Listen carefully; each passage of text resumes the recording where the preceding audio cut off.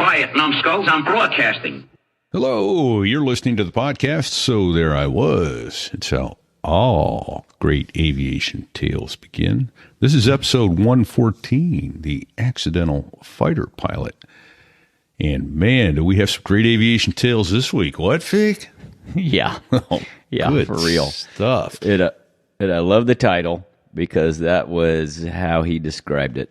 Right out of the gate. Right out of the gate, you know.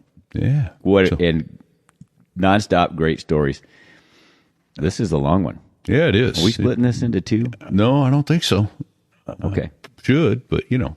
Hey, sponsor this week is FTIratings.com. Super thrilled to have them back. They have been a wonderful sponsor for our show. And if you're looking to transition into the airline world, reach out to them, FTIratings.com. They seem to have a much smoother path than you or I trod back in the day. So listen, this is how you want to get your ATP if you don't have one. Right? And a type rating.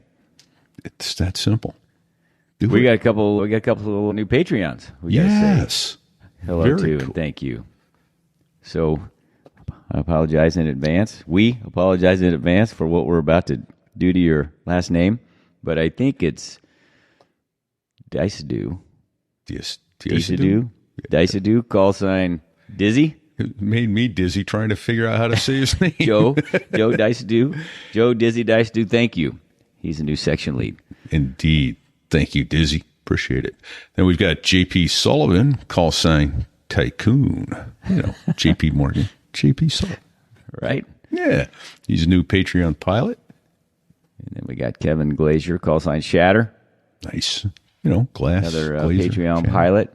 Yeah. And then there's Chelsea, call sign Pub. The Chelsea Pub. Thank you. Indeed. And lastly, this week, new patron is Rob, Denver Chief. And that's how he came to us. You don't usually get to assign your own call sign, but we'll take this one, Denver Chief. Yeah. He showed right up with one. That's okay. We'll take it. That way we aren't hated for the call sign upon which we put upon your head.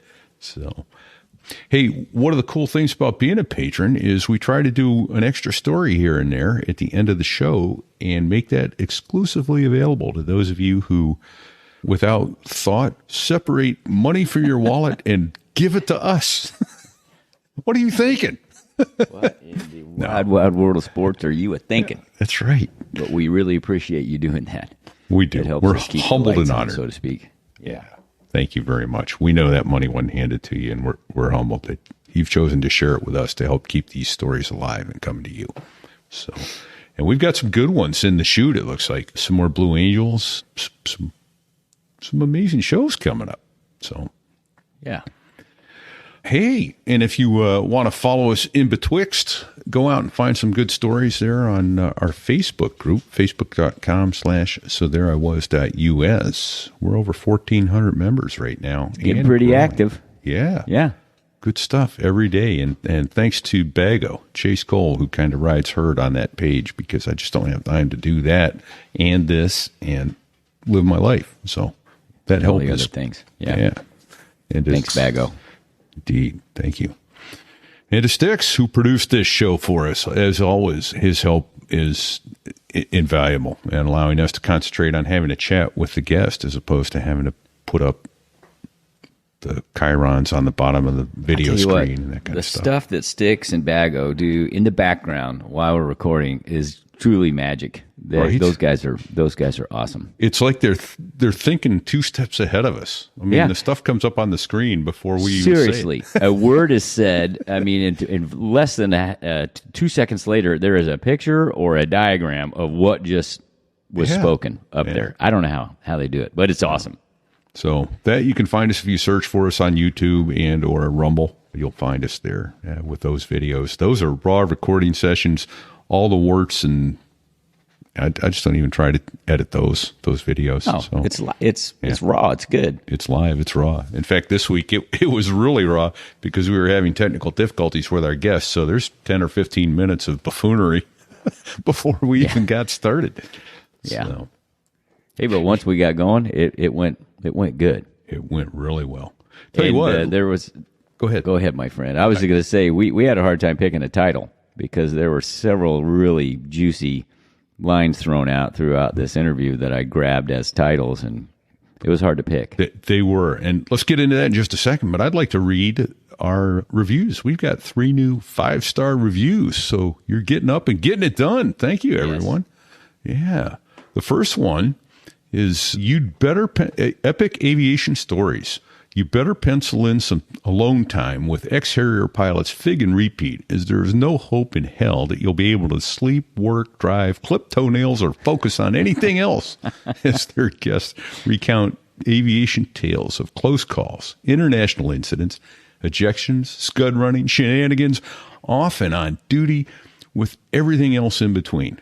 These window-licking, crayon-eating Marines do an excellent job of fueling the fires to make this podcast highly entertaining and as easy to ignore as your house being napalmed. Hold on to your butts and don't sit on the ejection seat handle. And that was El Piloto, which I think we renamed Strecken. So thank you, Strecken. How about the other one, Fig?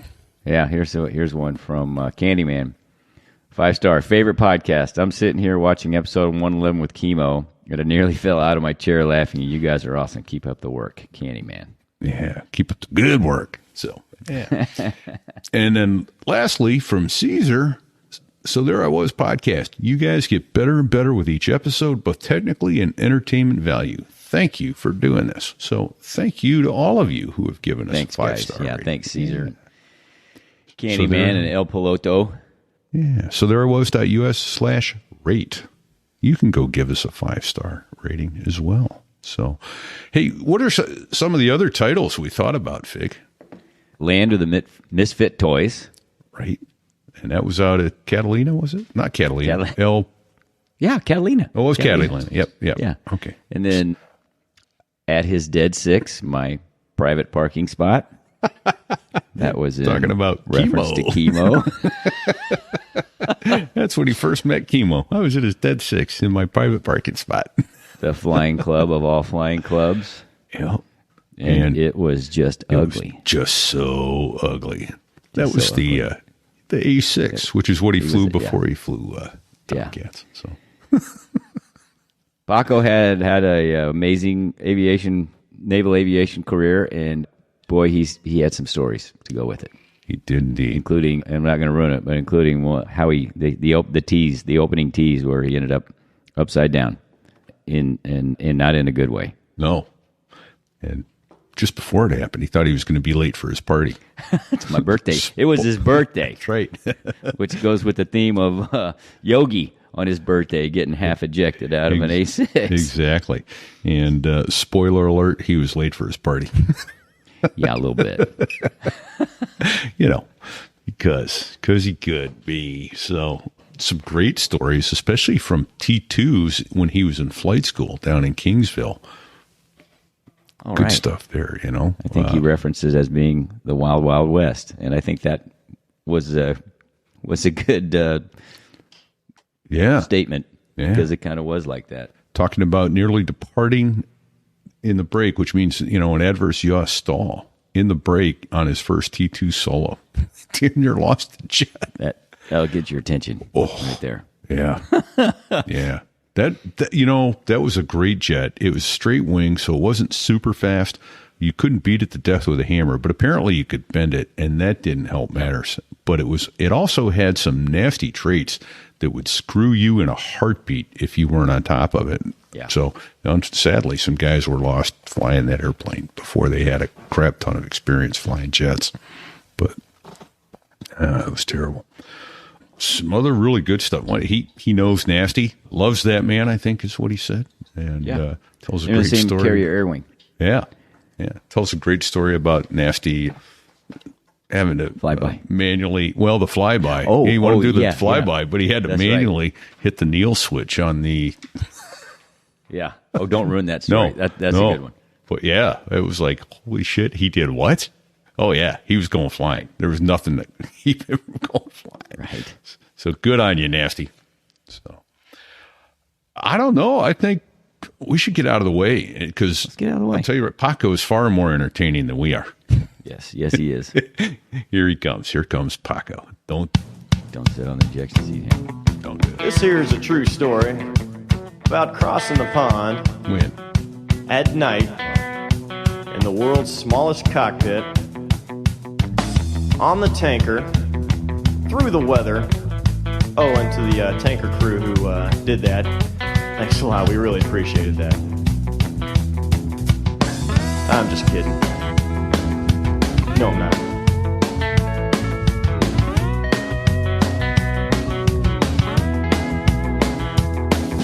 Well, there I was, crossing the pond, and you could see that I wasn't exactly fond of all the... So there I was, hanging upside down in a cockpit with a broken canopy sticking my neck like a knife, wondering how I got there. And that's how all great aviation tales begin. So there I was, repeat here, folks. Welcome this afternoon, coming to you from Lee, New Hampshire. And I think my co-host Fig made it home last night. You there at home? I'm home. I am. God's country, Kearney, Missouri, just outside Kansas City. But more importantly, I want to say welcome to our guest today, Paco. And Paco, welcome, sir. Where are you coming from? Just south of San Francisco, Nice. beautiful California. And thanks. Happy to be here. Toast to you Excellent. boys. Cheers. Cheers, brother. Well, here's the thing. You know, we had to have you on because our guest Kemo a few episodes ago threw you under the bus. I don't know how many times. Just to we defend thought your we'd honor. We'd give you a chance to come back and defend your honor, and then most likely we're going to have a 2v2 or a 1v1 with you and Kemo on, so we could hash it all out. But anyway, welcome, sir. We always ask, how is it that you got interested in aviation? That's a good question. You know, when I talk at events and stuff like that, I tell people like there's no such thing as an accidental fighter pilot, but I'm probably as close as you can get. I had no military in my family, no aviation background or anything. I joined the ROTC because I needed money for college, probably like a lot of people, certainly my generation. And at the time, you know, there was 3 or 4 avenues upon graduation. You could go be a surface guy, drive submarines, you could be a Marine, or you could be an aviator. Again, I knew nothing about the military, nothing about the Navy. And the summer of my sophomore year, so rising junior year, I got a backseat ride on F-14. Damn. And it was like it's a much longer story than that, but it was like taking my first hit of heroin, and I was done. Immediately hooked. And yeah, I mean, for a long time before that, I thought, wow, I want to lead men. I want to be a Marine, or want to go into business. Maybe leadership training as a SWO would be a great thing to do. And, those are all valid things. But once I got that hit of the heroin, that as Kemo calls it, the JP5 crack pipe. Right. That's good. I was done. I was hooked, and that's all I ever wanted to do from that point on. So totally get that. Yeah. So graduated with Naval ROTC, commissioned, and then went to Pensacola. Straight to Pensacola. I sat around in a huge pool for 4 or 5 months, and then one day there was probably 200 ensigns, maybe not that many, but it seemed like that many in this huge room. I was in there with my buddies, and the guy comes in and goes, "All right, we got another 6 weeks before any of you start here in Pensacola, or they're taking a handful to go to Corpus Christi." And we all kind of locked eyes and raised our hands, and off we went and got little townhouses on the intercoastal there, got a ski boat, and started primary right away. Horrible. It was horrible. Glad to have a fellow VT-27 boomer on the show with us. Yeah. Yeah. What year was that, Paco? That you went down? Man, are we talking primary? years? Just give me a ballpark. 1988, March of 88 is when I had my first. We were there at the same time. Wow. So Cindy. Yeah. Oh yeah. Well, dude, okay, we're all the same generation. Cindy was the CEO. Well, man. Remember? Yeah. Yeah. Remember? Yeah. I remember his easy. One of his speeches he gave to us. It was I'll never forget it. In fact, I've used it with my kids. Not the exact just the exact verbiage, but just the the gist of it was he had us all in a room, and he's like, when I was your age, we'd get drunk at the club on a Friday night. Everybody jump in their brand new Corvettes. We'd race each other to New Orleans. We'd lose a couple along the way, pick up a couple cases, drink, and drive back. If you do that now, I cannot save you. You're dead. You're done with the Navy. And I was like, wow, I get it. I mean, times change. You know, obviously it's a good thing that they changed, but it was an important lesson for a 21-year-old to hear. And it was great. I remember him. He was a great CO. I just found out it's I guess it's been close to 2 years ago now. I just found out he passed with a bad cancer, but I was talking is there a good cancer? My son went to the National Flight Academy, which is an aviation camp they hold at the Naval Aviation Museum at NAS Pensacola. And we were out to dinner after we got him back, and he said, "Oh, that's one of the counselors over there, one of the group leaders." And the guy came over, and it turned out he was also a P3 driver. And I asked him if he knew Cindy, and he almost fell over. He's like, "He's my best friend in the world." And and then he told me of the sad news of his passing. But yeah, what a great guy. And he said, "I can't save you if you do that," but I saw him save a couple guys, and I've told that story on here before, so I won't do that again. But yeah, he was a great leader, and he gave a damn about his sailors and Marines. So, you know, that's one of the things that I miss, and there's a lot of things I miss about being in the Navy, but one of them was just like the quality of the people, top to bottom, that really gave a damn. I cared about their people and gave out really valuable life lessons, you know, things that make a difference. Yeah. So, indeed. A toast to him. To Cincy. Here's to Cincy. Well, we're all the same time frame, Paco. I was sitting in the pool in Pensacola waiting to start AI in March of '88. I just finished the basic school and all that. All right, so you triggered a memory. You went to Pensacola. I stayed there, and when we went to Whiting Field and checked in at primary, the base commander, this Navy captain, he comes in and he said, "There's maybe 20 of us in this room," and he goes, "Okay, here's the deal. I want you to walk on the grass. We have nice green grass. We water it here on the base. I want you to walk on it. If you want to walk on the grass. I want you to go to the club on Friday night. I want you to drink at the club. You can drive all over this base after you drink at the club. Nobody's going to bother you, but you leave this base after you've been drinking, I can't help you." Yeah. That's what he said. Yeah. It's different now. Yeah. Too bad. And then you went to Kingsville. You were a Kingsville guy. I saw in the notes you had some Doobie Dubois on you. Yeah, that was such a great time. Again, I mean, some amazing stories in Kingsville. It was an eye opener for me. Again, I had never freaking flown an airplane before sitting in that T-34. So I show up in Kingsville. I've got, what did we have in the T-34? Like 80 hours total. Yeah, maybe 50, 75, 80. Yeah. I don't know. So for people that aren't familiar, the T-34 is That's a single engine turboprop, pretty high performance, little two-seat trainer. A lot of fun. Yeah. Yep. Beechcraft, made by Beechcraft. Yeah. There it is up there. Crash. Uh-oh. Something crashed. Bad. It's already broken. There you go. Something for me to fix. Yeah, so we show up in Kingsville. I've got less than 100 hours total flight time. Yeah. And, things happen fast and furious. A month of, ground school and sims and stuff like that to get started. And then you go right into FAMS, and I think that by the 13th flight, you're in your first solo flight in a jet. That sounds about right. So maybe you have 100 hours. I don't know. Somewhere around 100 total flight hours in my entire life. Feeling like the king of the world, because I'm 22 years old. Flying a jet. Which is the dumbest time in a man's life, I think. But anyway. It's like that curve of, competency and confidence, the inverse curves. But feeling like the king of the world, go out and I'm flying this T2 alone and I'm killing it. I feel like, no, that's T45. And I feel like, like I'm a natural born pilot and I'm doing all the stuff I'm supposed to do. And then a few of the things I'm not supposed to do. And Kingsville, like right off the bat, Like you could tell when you checked in, it was the Wild West.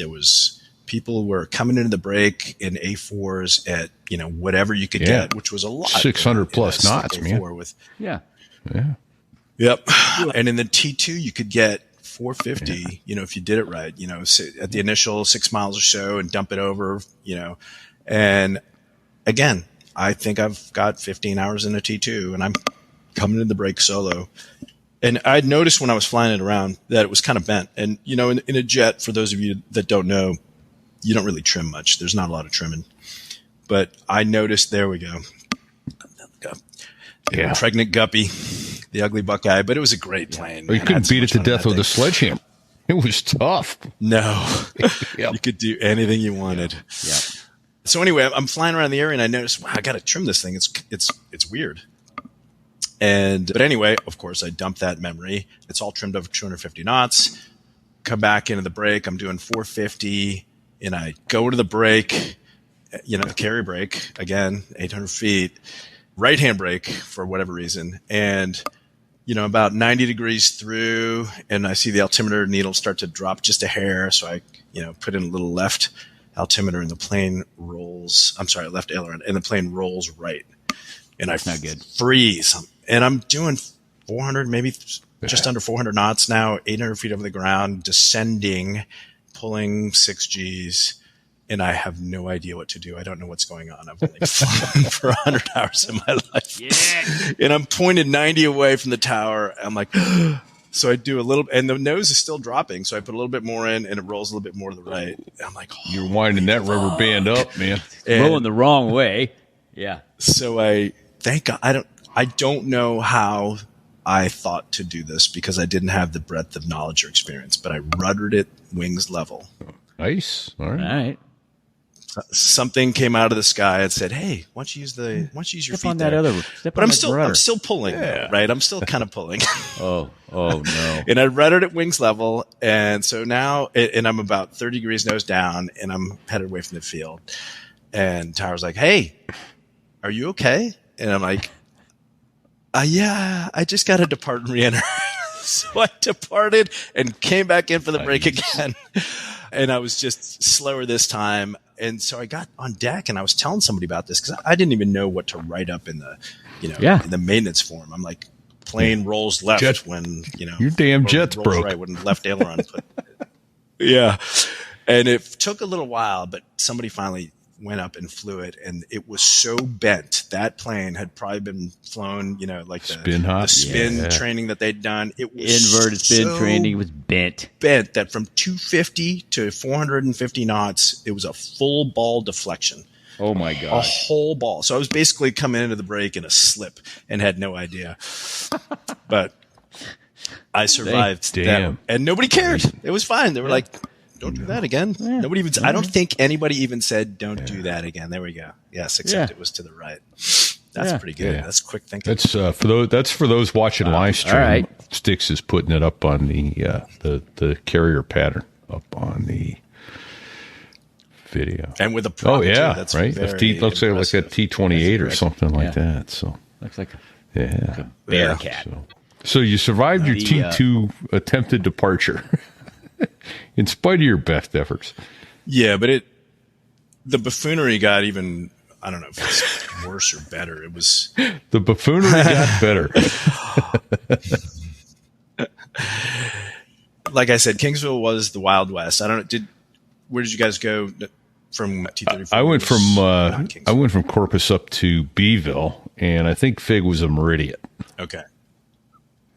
I was a Meridian, but I spent 3 years in Kingsville after my first gun squadron tour as an instructor. Dubois was still there, as a matter of fact. Yeah. Doobie was he couldn't be in command of anything because he was an ADO, but he kind of commanded the base and the squadron. He ran the strike instructor training school, and so he drafted me back to there, and that's where I spent basically my 3 years in Kingsville, was working there. Oh, dude, I have the funniest. I mean, I don't know how deep dive into like nitty gritty aviation stuff you guys want to hear, but I have the funniest Dubois story. Yeah, let's hear it.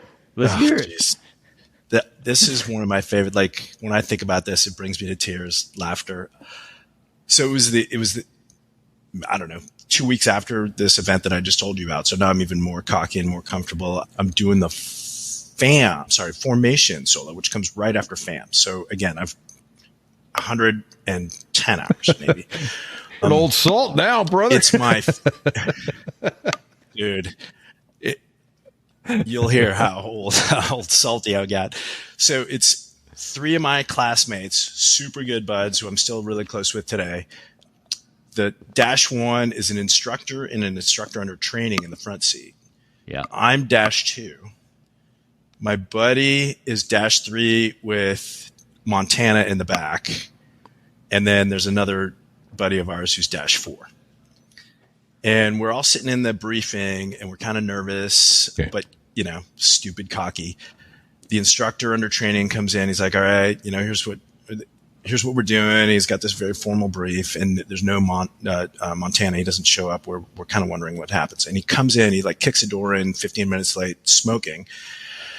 And he interrupts everything. He goes, he's the lead. He's the senior guy. He's like, here's the way it's going to work. Who's -2? And he looks at me and, raised my hand. He's like, if you join on -1 before we join on you, you get an above. And if you join on him before he joins on -1, you get an above. And then he looks at the last dude and he's like, you got it? And we're all like, yes. Yep. And he's like, all right, let's go. We walk out the room.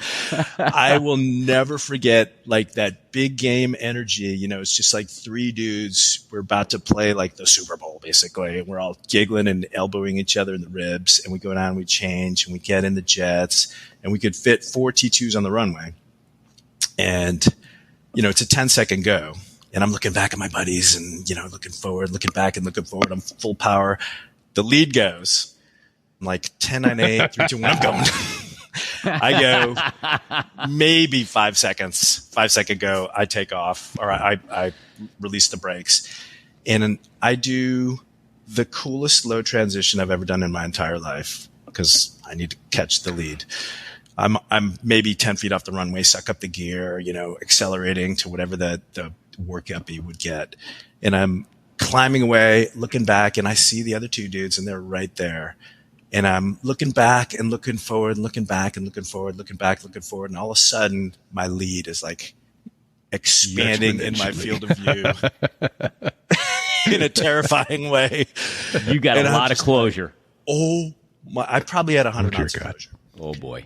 And I didn't pop the brakes, but I did the the T2 cross control thing, and I'm bumping off the idle stops. I'm trying not to be the worst -2 on the planet, but bumping, and there's just no way to save it. And I underrun. And I'm like, I feel shit. You're like, that's it. It's like, you just threw a touchdown and somebody intercepts it and they run it back for a touchdown. It's the height of joy to the depths of despair. I come up on the radio like a good suit and I'm like, -2's underrunning.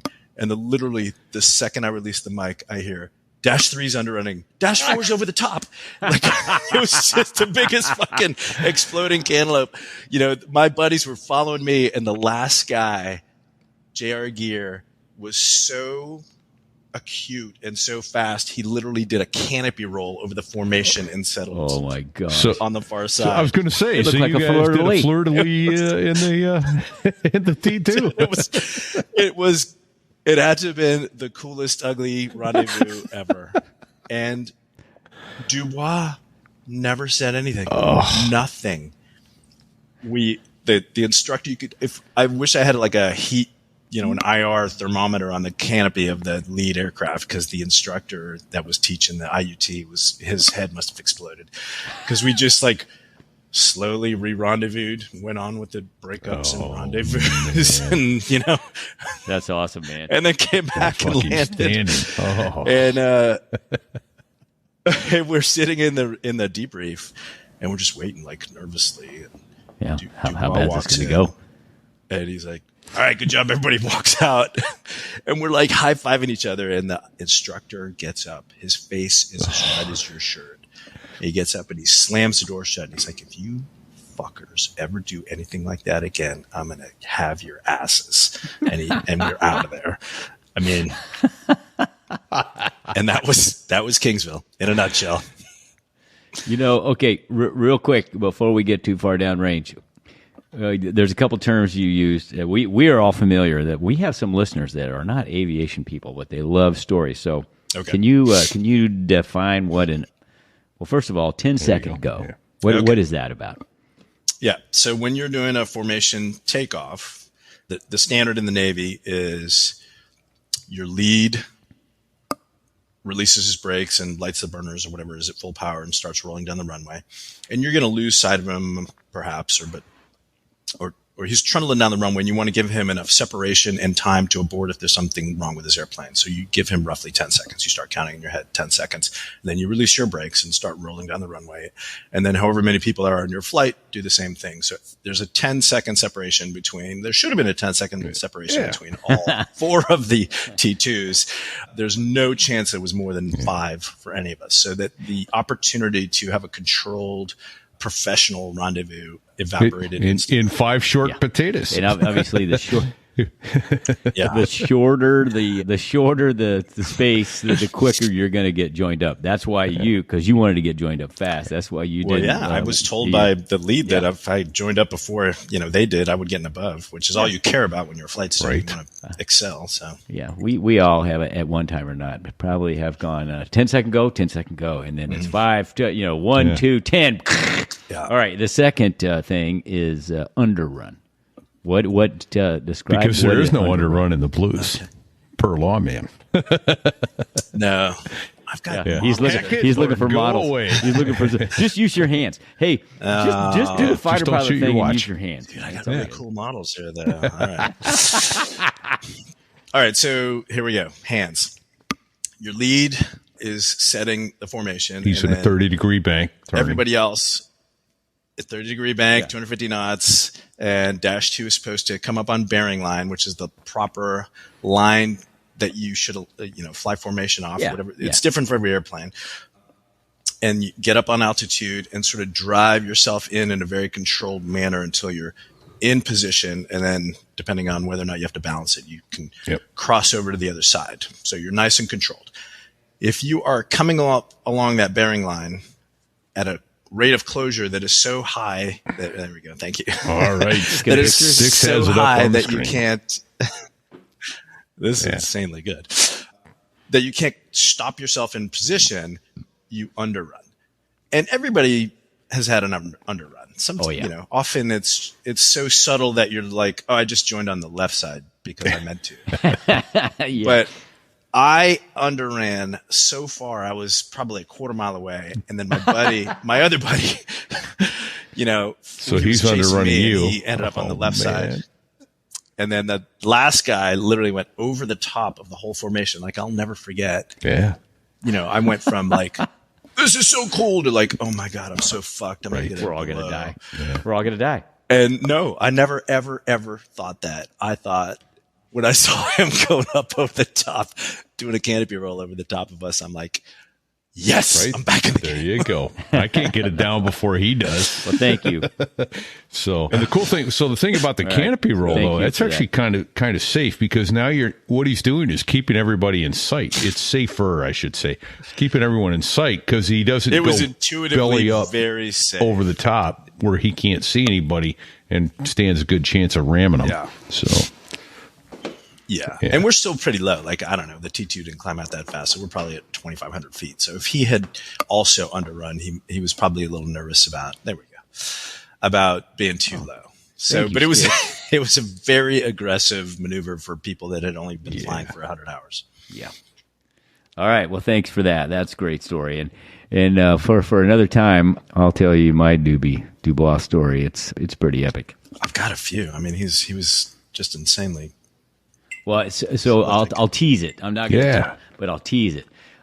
Somebody said one of the old guys that was retired at this point, but he was working on the King Ranch. It might have been Montana or one of those other guys says, "Hey, next time you're around Doobie, if he's had a couple drinks, get him to tell you his Vietnam getting shot down story." Oh, and so at a retirement party, when the timing was right, I walked up to him and said, "Hey, man, tell me about being shot down in Vietnam." And it was a hell of a story. Is he still with us? Okay. I don't know. I can't. I don't know if he is or not. If he listen. So this was 93, 94 time frame, and he was probably in his late 40s, early 50s, and he looked like he was 312. Well, look, yeah, he lived hard. He was a heavy smoker, a heavy drinker. He was the classic old. Probably still with us then. Yeah. Well, he probably is. Yeah. I doubt it, but I hope he is. Yeah. All right, so in the notes, was it the T2 boat you guys were RTBing from, or was it the A4 boat? No, I was squared away by the time I got to A4. As all my shenanigans were in the T2, man. But yeah, we were. That's another Montana story. We're coming back from the boat and doing CQ, and I mean, I don't know if you remember much about your T2 CQ. I know what happened. I don't have a lot of memory. Yeah, we did ours down in Key West because it was too. Well, we had to go to Key. We had to the plane was or the boat was in the Gulf, and the Lex was broke, so we were using the Kennedy.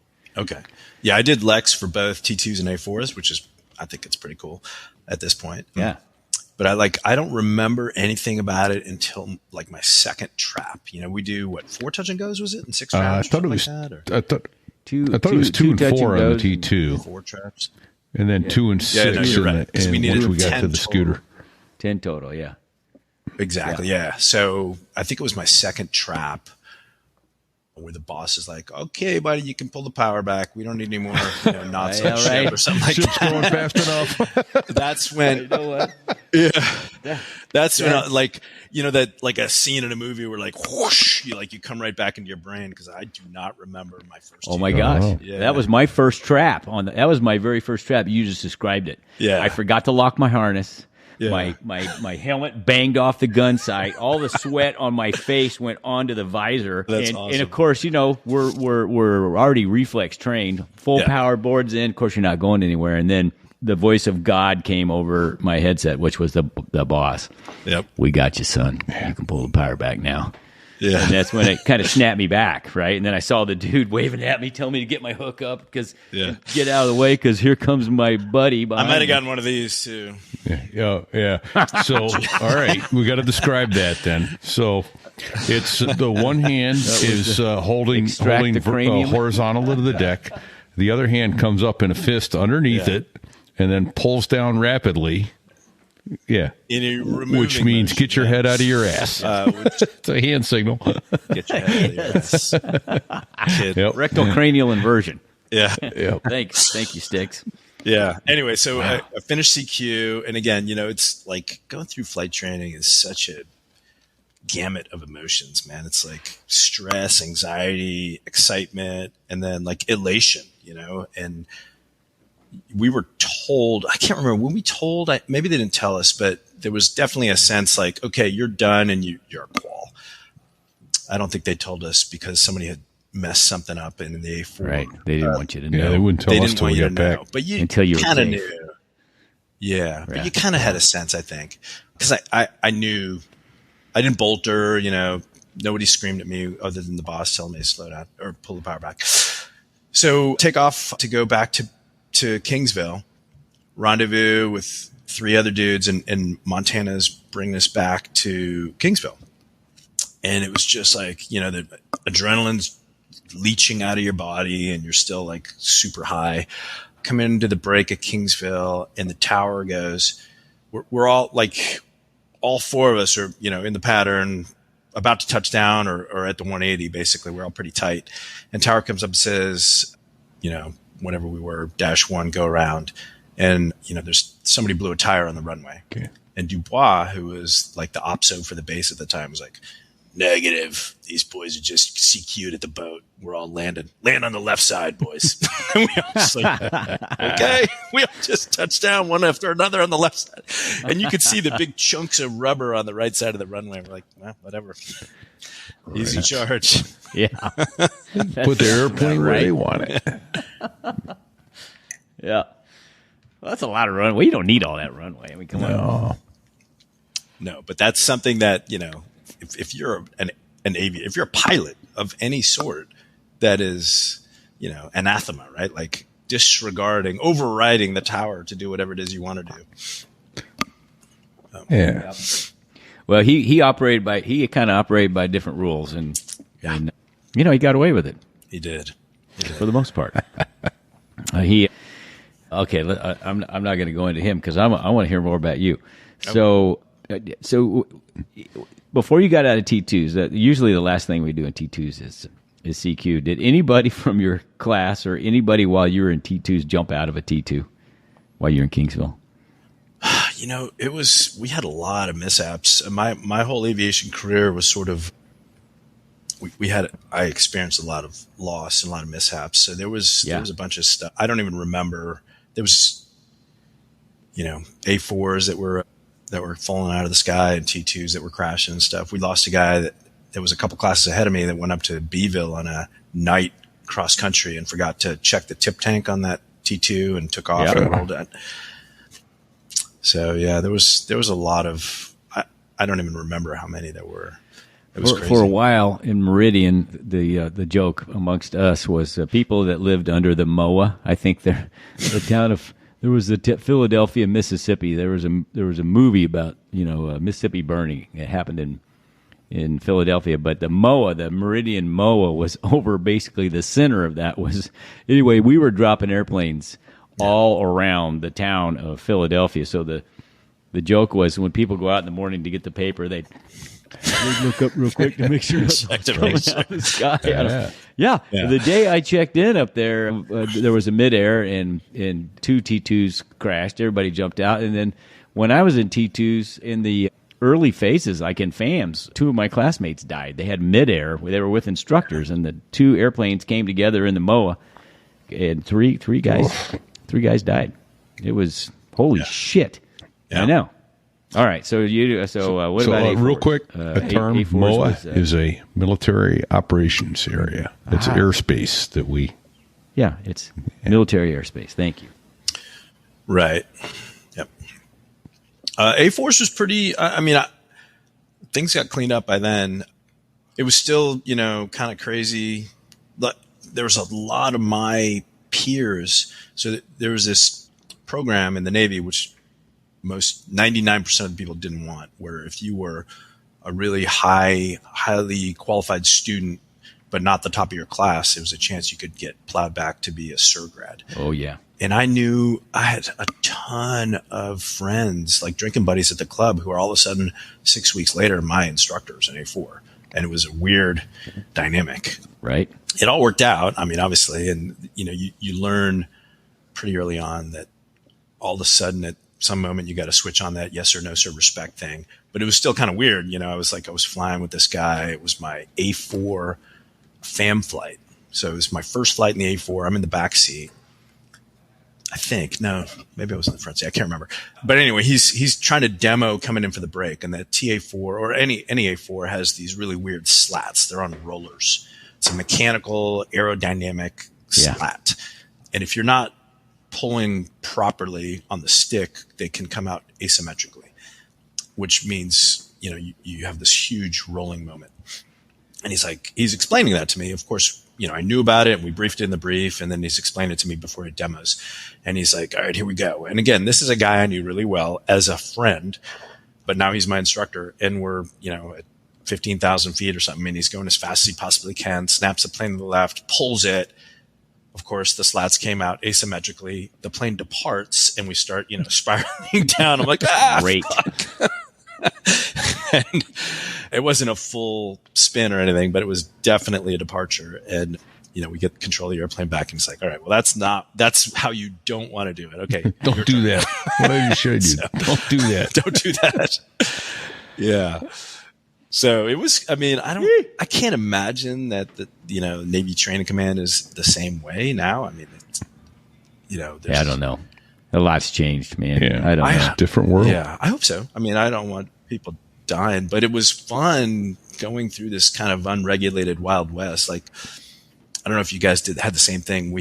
This was a T2 story, but we had a outlying field to do our CQ bounces. So preparing for the boat for literally a whole month, you go out and you just do 10 landings. The whole class goes out, and there's, 10 people, 10 pilots in a class. So it's 10 T2s in the pattern, just going around. And then at the end of it, the instructor's like, all right, 99, gear up, head back. And none of us are, we're not naval aviators. We're not formation qualified with each other as leads. So we're 10 planes all at the same time heading back to Kingsville, which is roughly 100 miles away. We don't have a IFR ticket because we're not actually pilots, so we're not allowed to climb up, above 18,000 feet. So you're a gaggle. You're a gaggle of jets heading in one direction, and we're all competitive. What could possibly go wrong? So we're literally like, I'm looking out the window, like you can't go more than 250 knots below 10,000 feet, and we're like, well, I'm at 250 knots, but he's going faster than me. So I'm like, and before you know it, there's 10 jets going like 300 and some knots, and we're all trying to race each other to the break. It was just, it's insane. And of course, ATC at least one time comes up and goes, hey, whatever our call sign was, what are you showing for airspeed? 250. 250 knots. 250. Weird. I must have a hell of a tailwind. Yeah. But it was just, I'll never, it's never been, I can't imagine anywhere ever that is that similar to that kind of an unregulated training environment. That is outstanding. All right. Well, I'll tell you what, these are some great stories. I want to get into some stories here in a minute about your fleet time, because rumor is you had some good times in the fleet as well. And then you partook in making a movie. So that's a little bit of a tease, but we want to thank the folks over at FTI Ratings.com. So it's Flight Training International, for helping us to keep these stories coming to you. Hey everyone, today we're diving into something that all you aspiring airline pilots and those needing an ATP or a type certificate will want to tune into. Flight Training International, or FTIRatings.com. Since its inception in 1993, FTI has been dedicated to elevating the standards of pilot training. That's right, Fig, but FTI isn't your ordinary flight school. It's a veteran-founded institution that's all about delivering high-quality and cost-effective training across a wide spectrum of airliners. From the Airbus to Boeing simulators, their training covers it all, and these simulators mimic the exact conditions you'll face in the real world. Yeah, these simulators are no joke. They're the same full-motion, FAA-certified beasts used by all the major airlines all over the world. This means every training session isn't just a lesson, it's a real-world experience. Plus, the instructors have been where you are. Transitioning from military jets to commercial airliners is smoother than ever. And the credentials these instructors bring to the table are impeccable. We're talking about professional pilots with previous military experience and decades of flying commercial airliners around the globe. They're here to guide you, to teach you, and to ensure that you're ready to handle everything from transatlantic crossings to tight landings at bustling international airports. FTI also offers special programs like ATP CTP, which stands for Airline Transport Pilot Certification Training Program. That's been mandated by Congress to ensure pilots are thoroughly prepared for the demands of modern aviation. And the best part, all this can be accessed from wherever you are, thanks to their innovative training materials available on your iPad. Nice. And because we love giving our listeners the best deals, here's one just for you. Mention So There I Was when you sign up for your first course at FTI and get a sweet $100 off. Whether you're a seasoned pilot looking to up your skills or a military aviator aiming for the commercial skies, FTI is your launching pad. So what are you waiting for? Check out FTIRatings.com. That's FTIRatings.com. Join the ranks of their esteemed alumni, including pilots from the U.S. Air Force, the U.S. Navy, and even the FAA. If they trust FTI, you can too. Absolutely, Fig. And don't forget that you can use your veterans benefits to pay for the cost of FTI. So gear up, check your avionics, and prepare for takeoff. Go to FTIRatings.com and get started today. Your future as a top-tier airline pilot starts at Flight Training International. That's why FTIRatings.com is the best option for you. Don't just fly. Soar with FTI. Nice. Thanks to FTI for helping bring these shows to you. Any A4 stories? You said most of it was in the T2. Anything from the A4 before you hit out to the fleet? No, not really. I mean, it was pretty. I think we'd gotten most of the goofy stank off. goofiness off of us by then. Excellent. Nice. Okay. Were you a Tomcat guy right out of the gate? Nope, I flew A6s first. Okay. Sweet. Yep. What East Coast or West Coast guy? West Coast, all West Coast except for the Tomcat rag. Yeah, I was in VA 155, and then we decommissioned a couple years into my tour, and then I spent another 6 months with VA 145, and then they were surprise decommissioned, and then it was a little bit of a scramble to find a home. It's kind of weird. I mean, you think the military is there to take care of you, but literally they were like, all right, go find out where you want to go, see if there's a community that'll take you, or what is that, right? I don't know. It was so weird in retrospect again, but for me, it was an opportunity. I'd not so secretly wanted to fly the Tomcat ever since I had gotten that backseat ride in Miramar. Yeah, sure.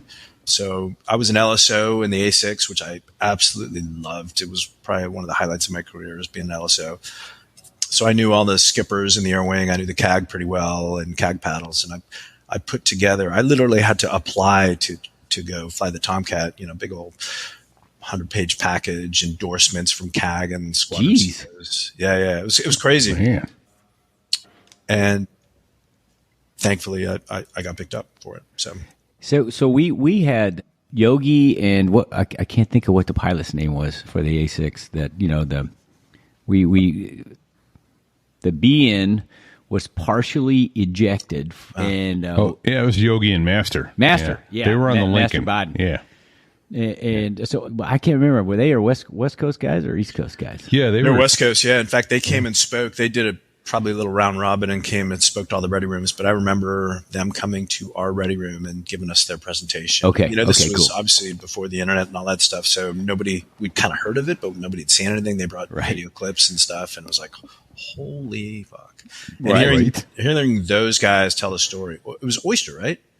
Was it Oyster? No, Yogi. Yogi. Yeah. Yogi was Yogi the and BN, Master. and Master Biden, yeah. And Nasty was the LSO. Yeah. Nasty. I know Nasty pretty well.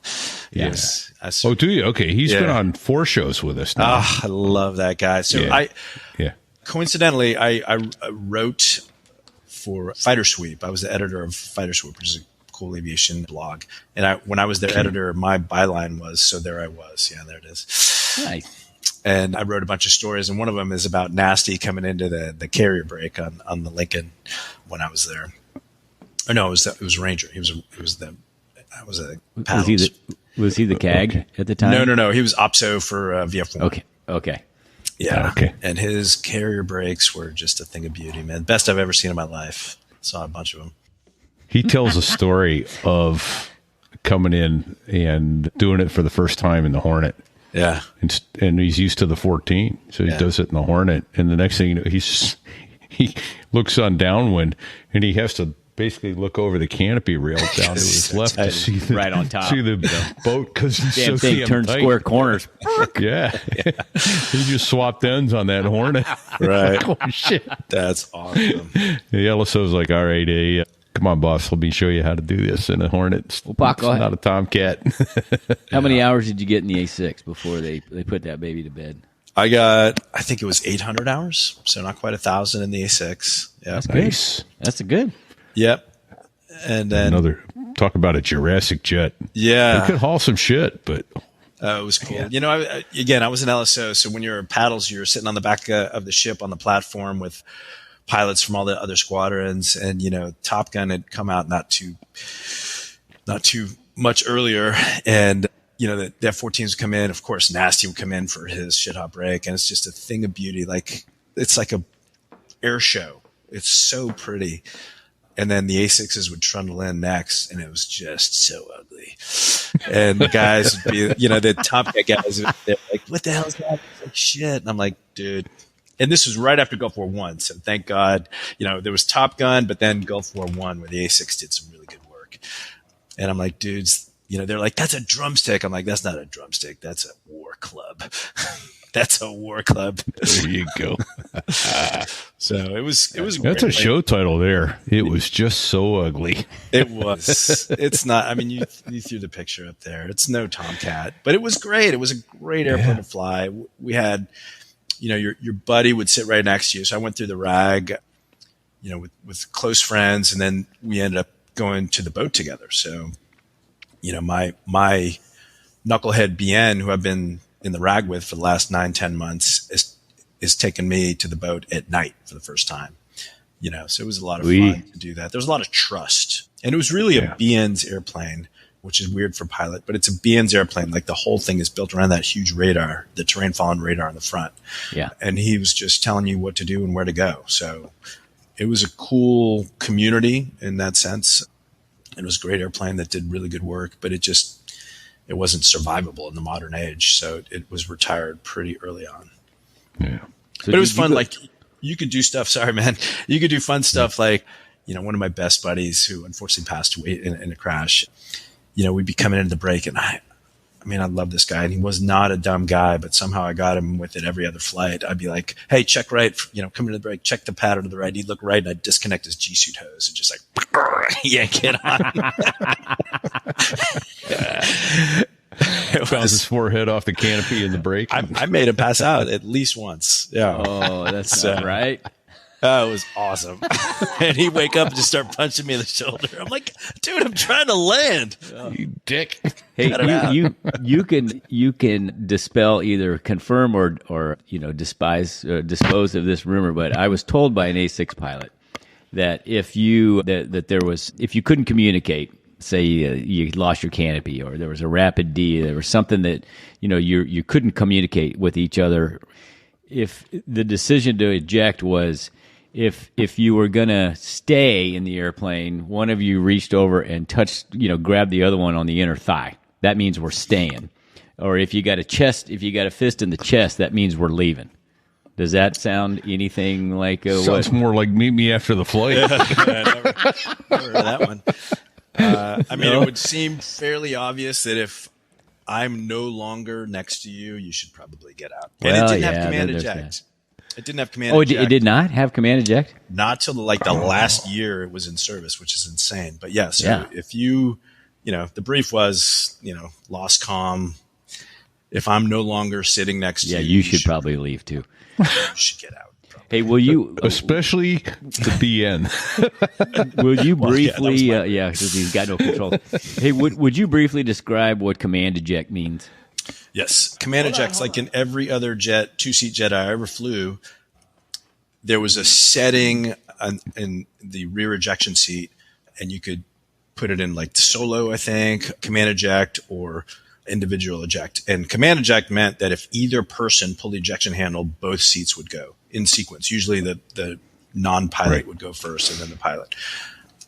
So, the T2, TA4, certainly the Tomcat, the two-seat F5 we had command eject. So every other plane had some mode, and it saved a lot of people's lives. Yeah. My roommate on Lincoln, Waylon Jennings, has probably one of the most famous videos on YouTube of the F-14 flying by frigate and blowing up.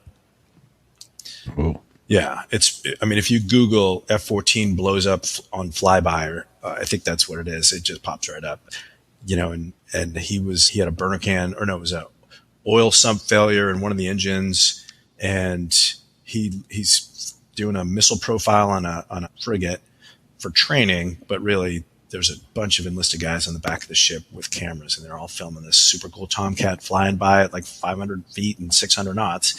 Then he pitches up, turns slightly to the right, and the plane just evaporates. Oh. Yeah. And he was still trying to fly the airplane. There's like the very tip of the F-14. Hold on, I'm going to pull my model up.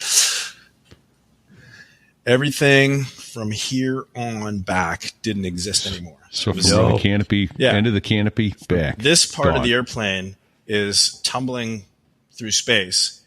He's a stupid-ass pilot still trying to fly something that doesn't exist, and his Rio in the back seat pulls the command eject and saves both their lives. with essentially zero injuries. They had a couple burns.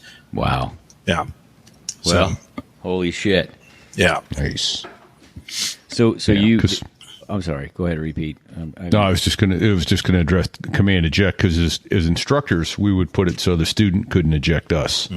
Usually, that we would make if we pulled the handle, we'd both go. If they pulled the handle, they would go alone. Right. So, just because you didn't want someone panicking with less experience. Yep. So, All right, Paco. Did you go straight from the A6 to the F-14, and did you have a stop off somewhere like the training command, or did you do a ground tour? To tell us what happened there. Yeah, no, I did back-to-back sea tours. So I did a quick, 1 year in the East Coast RAG, and then right back out to sea. So, yep. East Coast RAG for, I think it was 10 months. And then what squadron was that? this is VF-213, Black Lions. Unfortunately, we had a really bad run of luck. Yeah. That was it. Yeah, they had the Black Lions had a black cloud over them for quite a while. Yeah, I mean, the whole air wing was so I was in the air wing a little over 2 years, and we lost, I think it was 9 airplanes and 6 people. Was it? That was Hulkgreen was in that squadron, right? Carol Hulkgreen crashed the week I got there. So my tenure in the squadron, we lost 4 Tomcats and three aviators, but we lost like 4 Hornets and a Prowler. There was a Prowler that crashed in Indian country. I had lost 2 of those folks. So it was a rough, I felt like there was an ELT going off every 3 months. It was which boat was that? Was that the Ranger? That was the Lincoln. The Ranger was A6s. It was the Lincoln and the Kitty Hawk. Lincoln. Although I think all of that stuff happened on the Ranger. The Lincoln. Forgive me. Okay, and is one of those Yogi and Master?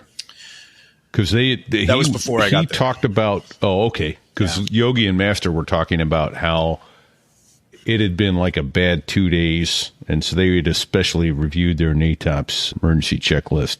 Yeah. Before takeoff. Yeah, there was. I mean, their story. You've already heard about it, but the amount of stuff that had to go wrong for that to happen, and then the amount of stuff that had to go right for him not to get sliced in half when they landed. It's just magic. It's magic. It is magic. It really was. It's crazy. It's one of those crazy stories that only happens in naval aviation. And if you wrote it in a novel, the editor would go, "Yeah, we're not publishing that bullshit. That couldn't happen." It's impossible. Yeah. So that was episode 14. Happy birthday, Yogi. Yeah. That was his 26th birthday and his 100th trap. Hey, before we get too far away from A6s, I'm looking at a note here that says low levels over carrier, Ranger Air Wing super tight, low levels over Somalia. Over Somalia. Yeah, so we were in the Gulf. We started up the Southern Watch thing after Gulf War I, and then right towards the end, we were supposed to do one more port call in Dubai, and we got emergency rerouted to Somalia. And the Ranger, I was on 3 different fleet carriers, and the Ranger was unique in that, well, it was old and small, but it was a great ship with a really, really tight air wing. And I think part of the reasoning for this was like in the dirty shirt, there were only 4 top tables. So no squadron, how like I'm sure you guys, when you deployed, there was a squadron table, like a picnic bench, and there was a Naugahyde logo of the squadron on it. And even if you were all by yourself, the weird sort of psychology was you would go sit at your own table. Well, on the Ranger, we didn't have any of that, and so you just kind of ate with whoever you were in line with. It didn't matter what squadron, what community, pilots, non-aviators. You just sat down, and it created this super tight air wing, which I really loved. So we were really tight with everybody. And we go to Somalia, and the ROE in Somalia is we don't really know what's going on. There are a bunch of warlords. They're taking over the country. People are starving, but not because there's no food, because the warlords are taking all their food. Yeah. And so we're flying support for the United Nations. And Somalia, it turns out, is an incredibly beautiful country to fly over. I've been flying over the dirt for the sand of Iraq and Saudi Arabia for the last... Nothing. Just brown. basically nothing to look at. You get to Somalia, there's rolling hills, there's, fields, green fields with clearly a lot of stuff on it. But we're not allowed to get down low and go check it out. And I'm telling the E2 guys one day, and they're not allowed to cross over feet dry. So they're staying out over the ocean. There's no air threat, so it's not that big a deal. And the guy's like, hey, will you drop off our screen like 100 miles in country? We don't know what's going on. And we all look at each other. We're like, why don't you just give us throw a little code word out there like banana or something like that, and they're like, fucking A. So literally for the rest of our little deployment, it wasn't that long. We were only there for maybe a month. We'd fly over country. We were at 5,000 feet doing a boring, patrol. And then we'd hear the code word of the day, and we're like, and we're flying these low levels at like treetop level over Somalia. You could see like crazy shit. There's like giraffes, we're flying right by giraffes, and we were flying by these huge dirt chimneys, which it took us a while to figure out. The anthills, right? I think it was termite, but yeah, anthill, okay. whatever. It was some sort of critter that's making. Yeah. Damn. We had we're like, what the hell was that? Yes. It was awesome. We had so much fun, just like zipping around, going all over the place, and flying low level over Somalia. And then you'd hear the code word on the way back, like reverse, and everybody pop up over 5,000 feet and come back into the break. So it was pretty cool. That was one of the awesome features about flying off the Ranger and in that air wing. Hey, Nice. you used the term dirty shirt. What does that mean? So the officers have access to usually 2, sometimes 3 wardrooms on an aircraft carrier. And a wardroom is a dining area. The clean shirt one is down in the bowels of the ship. 99% of the times, aviators don't go there because you have to shower and put on a uniform that's not a flight suit. But it's really nice, and there's cloth, tablecloths, and people that serve you and stuff like that. Sailors don't spit in your chow. Sailors don't spit in your chow. And then the dirty shirt, which is where we all eat, is you go in your flight suit, and it reeks of exhaust and jet fuel and hydraulic GP5 fluid. and sweat. Yeah. And it's just a cafeteria style, and the food's horrendous, but it's just a raucous environment, especially at midnight when everybody's coming back from their night carrier landings. And it's kind of a big party until about 2 a.m. So that's called the dirty shirt wardroom. Thank you. Okay. Nice. Well, let's see. What's next? Repeat. Cool. Wow. So we already talked East Coast Rag and back to sea duty. What? Hey, Booming in SoCal, RTB from San Clemente to Miramar. hold on. That's I one of your want to ask him what. So what was the biggest takeaway when you went through the Rag and started flying the Great F-14? question. What was the biggest takeaway for you? Difference in those two airplanes. You got 800 hours, and I'm sure you wore that A-6. You put it on. You knew exactly what was going to happen. So tell me. Yeah, I felt how super comfortable in the A6. Both Grumman products, so it was interesting going through the Rag again. I had to go through Cat 1, which is like you're starting over again. All brand new students to an airplane are basically called a Cat 1 student. Okay. And so it was super easy. All my instructors were either friends of mine from the training command or guys that I knew from the fleet or, people with friends in common. That makes it nice. It was really nice. So it took a lot of that stress away. I knew I could fly an airplane, which took some of that stress away. I also knew I wanted to do well because I was the senior guy in my class. So, you have that self-imposed stress. So I worked really hard, but I knew I could do it. So it takes some of the edge away. And then flying that airplane, the cockpit was vaguely similar. Like the buttons had the same shapes, but they were in different places. Grumman, ADI, Grumman, yeah. But it flew completely different.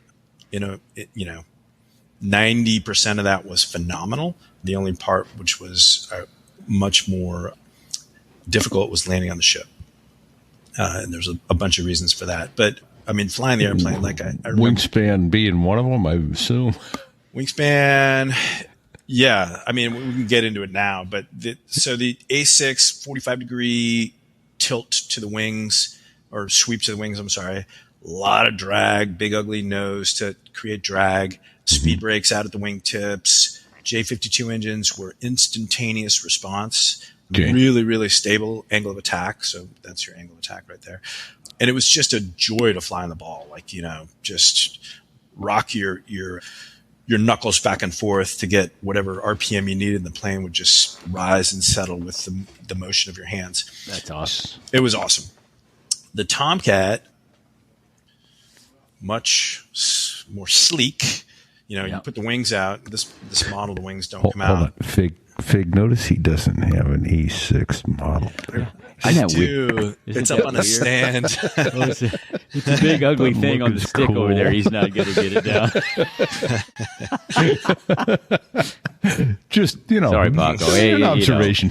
Yeah, just a little observation. In the A6 community, we didn't have a lot of A6s on sticks because we didn't do any BFM. So anyway, super sleek. And a third of the lift comes from the fuselage. So it's like, if you look at the airplane, it's just got this huge flat body space. And even if you put when we had the cruise configured drop tanks on it, it wasn't that much drag. The beyond a mile disappears nose on. Yeah. Nose comes at you and the airplane disappears in the sky. Yeah, it's a tennis court that goes MCON on you. Yep. Yeah, goes away. Yeah, it's very cool. But it was definitely a nightmare on the ball because you had all this lift and the TF30 engines, which I flew in the Tomcat, the A model, had this huge lag time. So you'd pull the throttles back and then you'd put them back up. And then like a heartbeat later, they would go, it was ridiculous. Ooh. And you had to influence the nose in conjunction with the throttle movement to, if you wanted to pull power, you'd have to just a little bit of nose down and then nose back up. So there was a lot more coordination. Yeah. Moving parts there. A lot of moving parts. And there was I will never forget the sensation of just feeling lost. Like, you got a little bit too much power at the start of the approach. So the ball starts to go up high as you're getting into the middle, and then you pull the power back and you push the nose down, but nothing's happening. And you're like, okay, now I don't remember where this was supposed to be. Oh, shit. To be right. Right. And I know, I feel like, Wile E. Coyote, I'm just hanging out there, just waiting for everything to drop off, drop off the cliff. I'm like, I could see that analogy. That's a good one. yeah. I know I'm about to go ball low, but I don't know when to put the power back on. So it was more difficult. But there were guys like Nasty who could. I've never seen a better ball pass than the ones that Nasty flew. Yeah, they had magic, man. Yeah, they could magic that shit up there. Bastard. And he was handsome, He still is. I know. In fact, the guy who gave me Nasty's contact information goes, yeah, I wouldn't leave him alone in the room with my wife because I don't trust my wife. Yeah. And he's got that shit-eating grin. Nobody enjoyed. Listen, I flew for 20 years in the military, in the Navy. I fucking loved every minute of it. But nobody enjoyed it more than Nasty. He loved it. He sweat coming out of his pores was just pure joy of aviation. It was great. It was great to witness. Yeah, I can only imagine it. We just talked to him and we never met him personally, but you could tell that dude just oozes leadership. Yep. So it was nice to see someone like him. But he's a put on rascal 2 stars. too. You know what I mean? He's a rascal. We had an air show on Ranger. He's going to kill me for telling these stories, but fuck him. We had an air show, it was what's it? Oh, Tiger Cruise. When you pick up families in Hawaii, sure. Okay. and then you come home with, a bunch of the sailors go home and you bring, I don't know, 1,000, 1,500 civilians on the ship, and they get to spend a week on the ship going back to San Diego. And Nasty, we had an air show, and I'm the tower flower for the A6 guys. And so I could see everything that's going on, and I can hear the boss. And Nasty had a problem with his kneel switch on the Tomcat. So the Tomcat, I'm going to pull the model out again because it's badass. The Tomcat, when it went into tension on the carrier, or when it went to hook up the launch bar in the carrier, you'd have to kneel down, and then the launch bar would come down, and then it would launch off. And it was a switch in the cockpit, And it was a So it momentary would lower the nose of the aircraft in order for the launch bar to come harness to grab the launch bar to grab into the be shuttle. grabbed by the harness. Yep. Okay, And the shuttle. Yep. It was a momentary switch, just a basic, you push it forward and the plane would kneel, and then you could, your hands would be free to do other things. And I'm watching him, and the plane would kneel and it would come back up, and it would kneel and it would come back up. And you can see the air boss is the air traffic control Supervisor, the boss. Yeah, okay. He's just sitting there and he's getting a little fidgety in his big old throne, looking over, and the air shows, there's all kinds of things happening. There's timing going on, and Nasty's like down, up, down, up, down, up, and finally it just goes down. And he was holding the switch with like a finger as he's doing everything else with his right hand. Oh my gosh! And the boss, you could see the boss like, I know what's happening. I don't know if I should let this happen, but it's nasty. All right, I'll let it happen. And he launched off and did the air show. Of course, it was spectacular.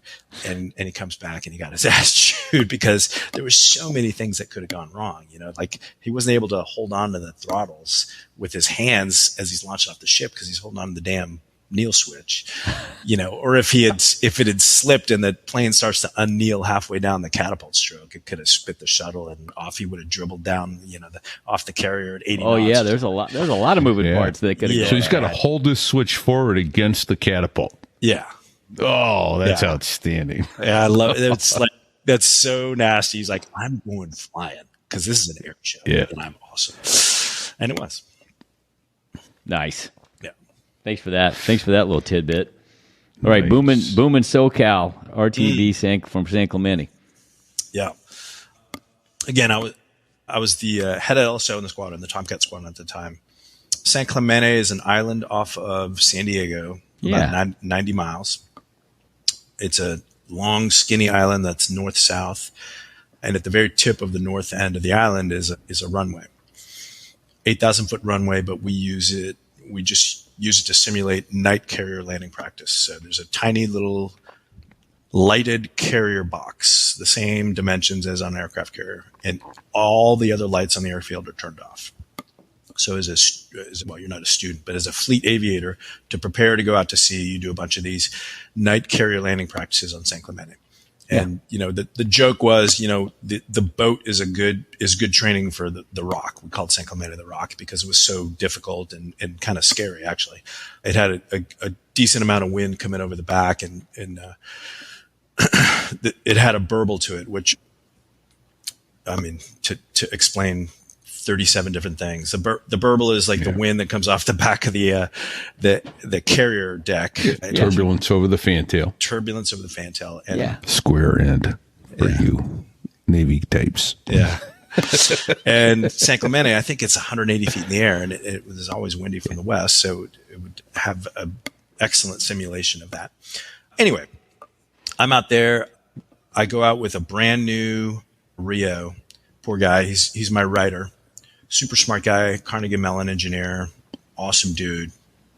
Like, that he's like Tigger, like bouncing around, full of energy, just excited. Everything's exciting to him. Yeah. And there's nothing there. We're baking in, it's hot as hell, even though it's the sunset, and then it gets really cold. And our Tomcats go from 4, turn 4, turn 4 to 4, turn 2, turn 1, turn 1, turn 1. So we keep losing planes to maintenance issues. And we're going way late. And it's dull as hell because we're waiting an hour for the next one jet to come out. And finally we're done because Miramar closes at the stroke of midnight. And I had just come back from deployment or workups or something. I'd been out at sea. I didn't want to have to go to North Island, which is where you would divert to if you couldn't get into Miramar, because North Island stayed up all night. And so I sent my last Tomcat back at 11:30. I jump in the van with, his name's Lucky, with Lucky. We're racing down, the darkened taxiways screech to a halt where the Tomcat is. the guys and gals on San Clemente, we called it the land of the misfit toys because it was just like they would crawl out. There was like the Navy didn't necessarily send That is brightest. a perfect name for that place. Yeah, I'm there. You don't have to explain anything. We get it. yeah. They just like shuffle out from the shadows and like Oh, dragging no. legs and an eyeball falling out, whatever. They were great people, but they weren't the top of the breed. Yeah, they weren't ship deployable for some reason or another, so they whatever stuck them reason. out there on the island. Yeah. And so Another possible title, Land of the Misfit Toys. yeah. So I throw Lucky in the back seat. Again, he's just joined our squadron. And we climb up. I start the right engine and try to lower the canopy, and it won't lower. The nitrogen in the Tomcat had the system had leaked, and the canopy wouldn't come Oh down. no! Mother. I'm looking at my watch, and it was 11:40. Fly home with the canopy open. Nope. No. You say 11:40? It's 11:40. So it took me 10 minutes to get the van to the thing, and then Lucky in the cockpit, and an engine started, which is pretty good.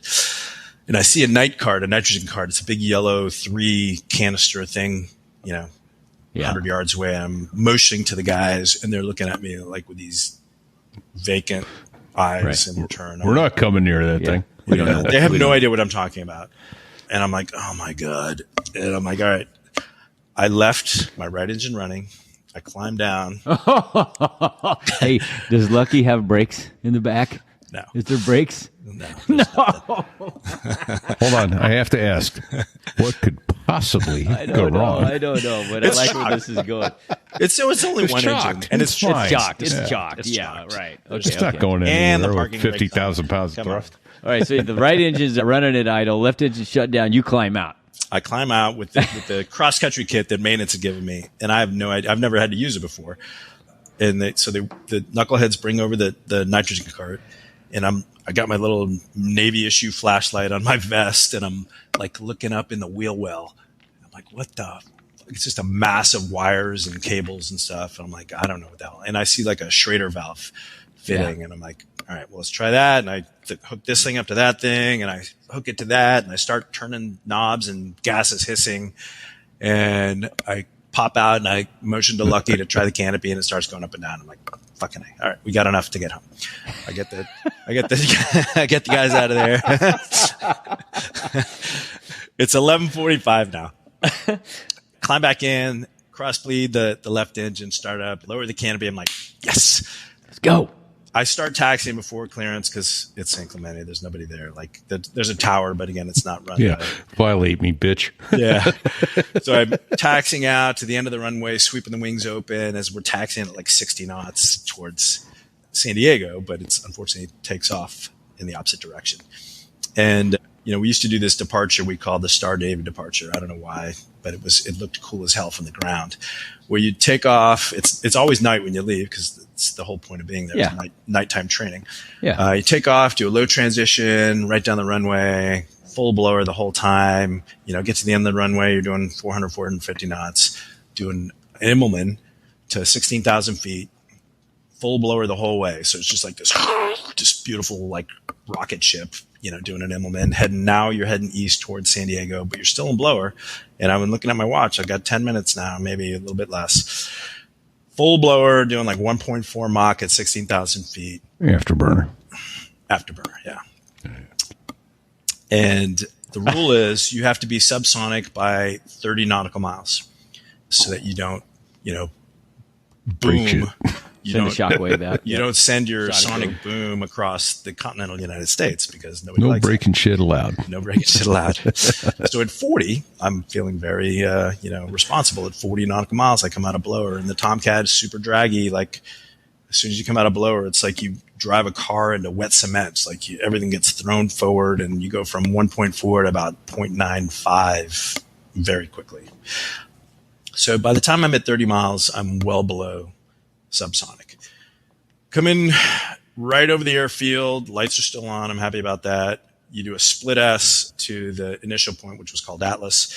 Split S, come into the brake, carrier brake, 800 feet, about 550 knots.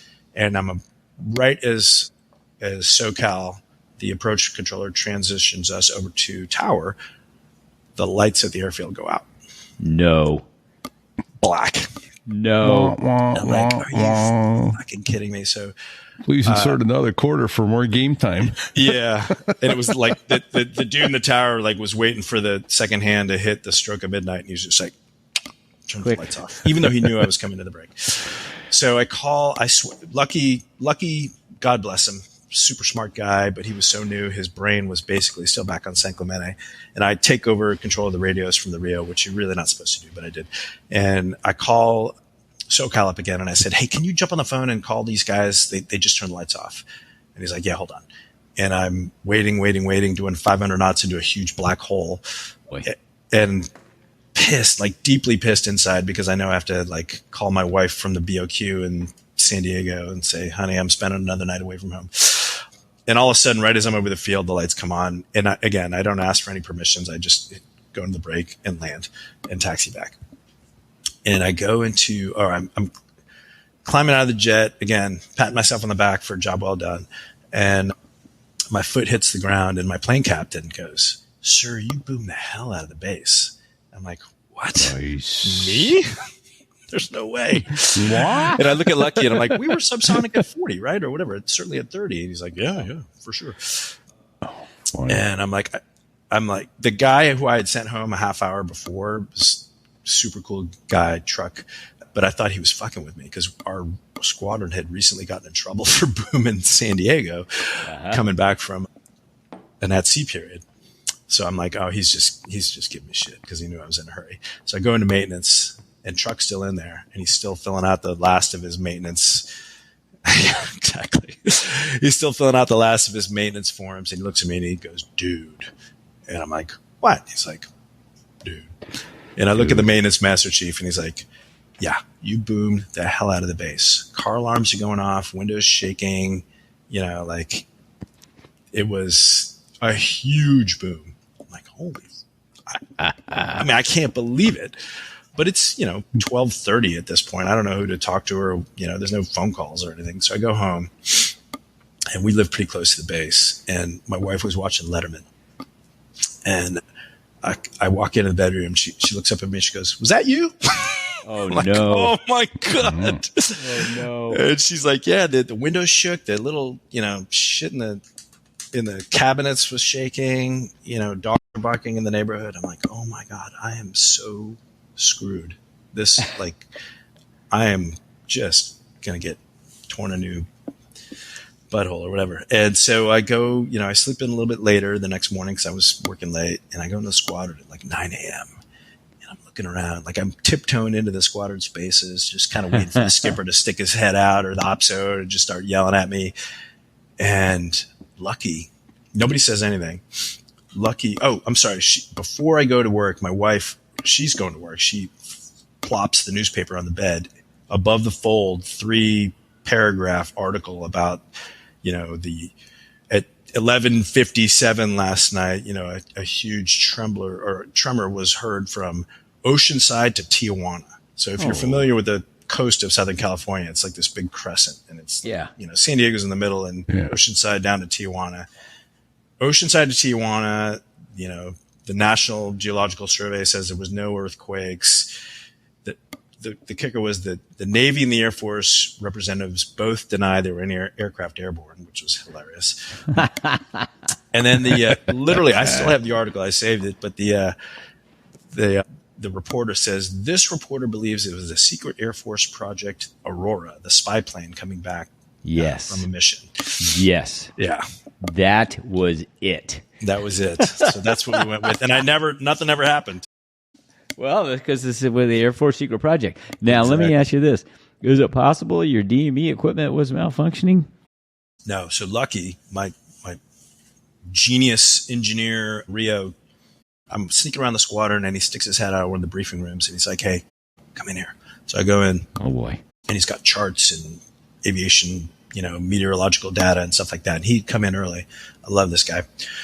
Come in early, and he couldn't sleep the night before because he's like, he also saw, our DME, and he said, we had 100-knot tailwind at 16,000 feet. It was pushing the shockwave. It not only pushed it, it magnified it. Oh my gosh. Yeah. So we inadvertently magnified our shockwave and just blasted SoCal. Oops. Yeah. Well done, sir. And the Air Force got the blame. So And the Air Force got the blame. Yeah. Very nice. Yeah. Thank you for that. That was awesome story. I love that one. That's fantastic. All right. So where did you come in contact with With Kemo-san. Kemo? Was that at Fallon, or were you guys in that? Would you do the same? You guys weren't in the same Tomcat squadron. No, he was in 32. I was in 213. Yeah, it was in Fallon. Okay. I'm pretty sure I was at his dead six the first time I met him, as usual. So he said something. That's outstanding. I know. That's great. I'm pretty sure I was at his dead six. He said something about a Jamaican leg spreader. Is that a cocktail, or is there something else? Or just a cock. Asking for a friend. Jamaican leg spreader. I don't know. I don't that was a remember. quote. I wrote it Yeah. down. Yeah. No, yeah. Okay. Kemo, I mean, you guys know Kemo. He's Well. nothing but, if not quotable, he is perhaps the most quotable aviator I've ever met. But I want to Fair make sure enough. I got this right. The first time you met him, you were pretty sure you were at his dead six. I'm almost positive. I spent a lot of time there. It was like a private parking spot. Outstanding. Oh, So we had probably like just the most amazing collection of aviators in that squadron. A really, really great pilots. I mean, people who went to that squadron really wanted to be there because it had just come from Miramar. In 96, the Navy gave Miramar to the Marines, and they moved Top Gun and VFC-13 up to Fallon. And a few of the guys that were in that squadron were like, I'm not going to Fallon and flying F-5s because they'd been flying Hornets. So those of us that were there loved BFM. We were all there because we loved BFM. And it was like BFM? What's that stand for? It's basic fighter maneuvers. Dogfighting is, the colloquialism, but we loved to dogfight. And that's why we were all there. And it was the flying club of all flying clubs. You could show up, like I was a reservist by the time I got there. I could show up, and I frequently did, on say like a Monday morning, and I wasn't on the flight schedule till 3 p.m. and I'd show up at 11, and I would look around the ready room and say, anybody want to go BFM? And a couple guys would raise their hands. I would call maintenance and say, hey, you guys got any spare jets? And the F-5, it was always up. That was one of the magic things about the F-5. They had 20 some F5s and they were always working.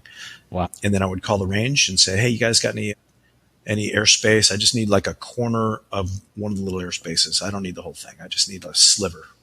And, 9 times out of 10, they'd have something. And so we'd write literally in pencil on the flight schedule, add another event to go do a BFM flight. And it was awesome. That's outstanding. 40-minute sortie of nothing but fighting. We could take off and be back on deck in 30 minutes and get 3 engagements in the F5. No way. Yeah. Yeah, because his airspace is sitting right there. Right? Yeah, it was I mean, 20 miles. Like you you're could there. lose your engine and almost, coast back in. So Yeah. you'd take off, slight jink to the right, climb up 60,000 feet, tack turn, cross over into Dixie Valley, G-warm, 16,000 feet, fights on. Wow. Yeah. Dixie Valley. Yeah. Right. good Some of the times best flying on the planet. I know, was great. right? And then, the worst part was that we deployed a lot. It was really brutal. We'd have to go to Key West every other month for a week. Well, that's horrible. Hold on, Key West? How did you survive that? Mosquitoes there and God knows what else. Yeah. So you spent some time inverted in that, as I recall, from the very beginning tees. Oh, yeah. That's Yeah, true. so what's up with that? What happened? Yeah. What happened? Why are you upside down? Exactly. Glass in your neck. Yeah, I was coming back from across country. So I got the jet for the weekend, and I live here in the Bay Area, and the jet was in Moffett. So I was flying from Moffett back to Fallon. And our CO at the time really wanted us to log approaches and stuff to justify these cross country. Flying an approach into Reno on the way back to Fallon. And the F5 could be very primitive. the F5s we ended up with, the F5Ns were not. They were relatively speaking quite sophisticated, but at the time, this was a very primitive F5. It didn't have any anti-lock, anti-skid on the landing gear. Yep. I mean, even the cheapest, crappiest car has it now, but we did not. It had one radio, and it was just an airplane. And I'm coming over the Sierras, which are pretty high mountains, and Reno is tucked right up against the mountains. And I was trying to pull up ATIS. It was a beautiful day, gorgeous, unrestricted visibility, no clouds. But what I didn't know, because I couldn't get the ATIS in time, was that there was a 30-knot, 90-degree crosswind. I didn't find that out till I was, on short final when talking to Tower.